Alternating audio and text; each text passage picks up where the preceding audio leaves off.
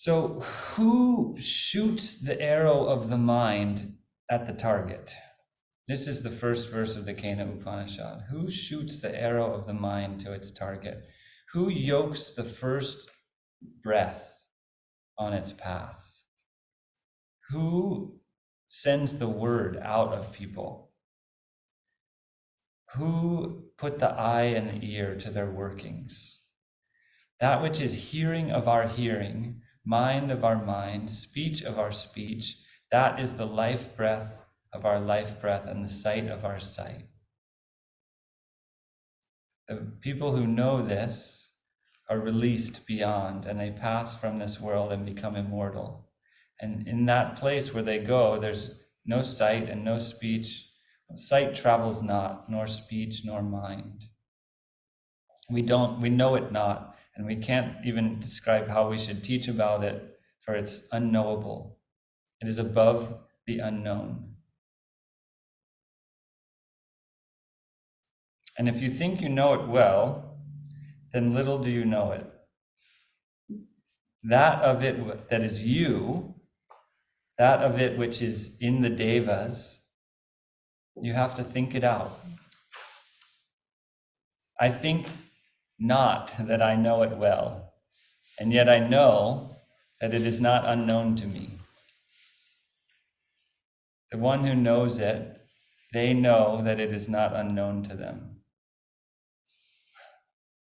The one who hasn't really thought it out has the thought of it. The one by whom it is thought out doesn't know it. It is unknown to the discernment of those who discern it. By those who seek not to discern it, it is discerned. So there's this kind of Taoist, like you can't really know it in the normal way of knowing things. When we talk about knowing things, we talk about belief. That's not how you touch this.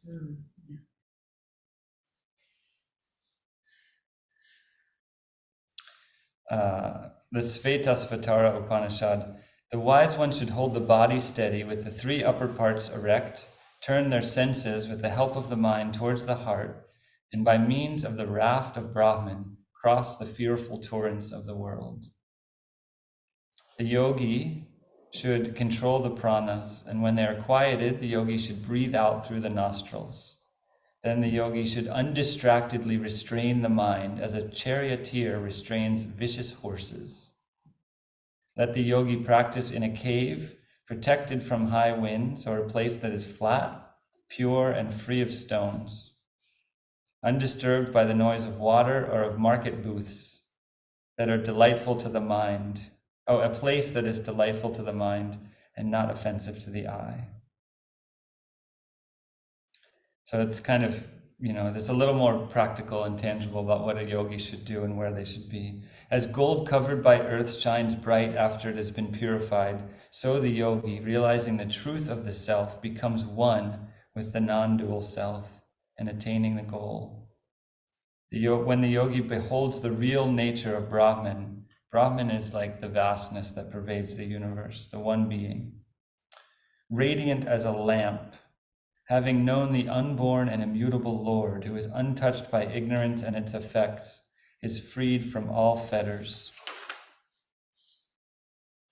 It's another famous verse from the Svetasvatara Upanishad. Two birds, united always and known by the same name, closely cling to the same tree.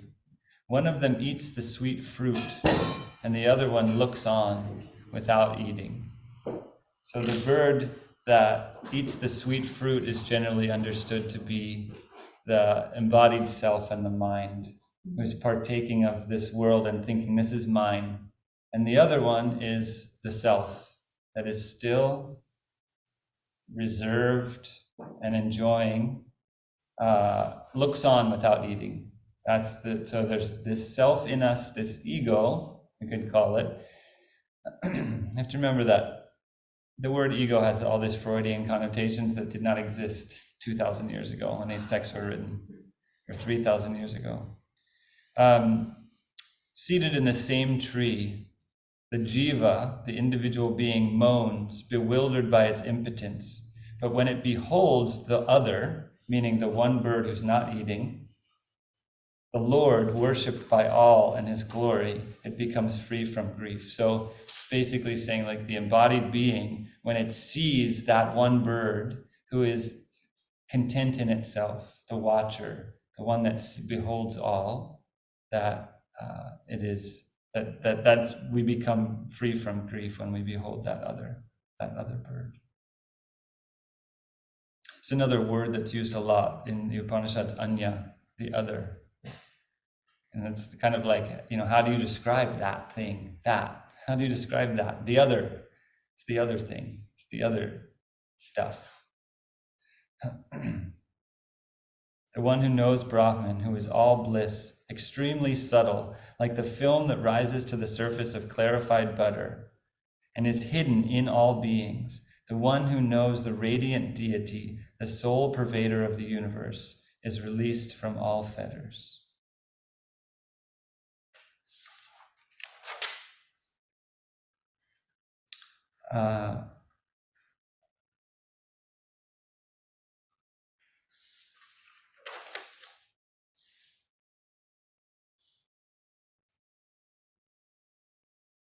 Beyond the senses are the objects of the senses. The things beyond the senses are the things that we perceive. Beyond the objects are the mind. Beyond the mind is the intellect. Beyond the intellect is the Atman. Beyond the Atman is the unmanifest. Beyond the unmanifest is the one unifying personality. And beyond that, there's nothing. This is the end, the supreme goal. So that word also is used a lot, the goal. And this goes back to yoga as a path with a destination. There's somewhere we're headed towards. And I think that we'll close there. Obviously we did not cover full breadth of the Upanishads or the full breadth of spiritual experience. So hopefully you will continue to explore both in your time, in your life outside of the training. The Upanishads are deeply profound and beautiful, and there's many of them, hundreds. So, thank you for your participation and attention, and may the remainder of this evening and your coming week ahead be blessed. And as always, may the fruit of our collective aspiration and intention and yoga radiate out throughout the cosmos and bless all beings, drawing all closer to the realization of truth, Sat, that underlies all confusion and fragmentation.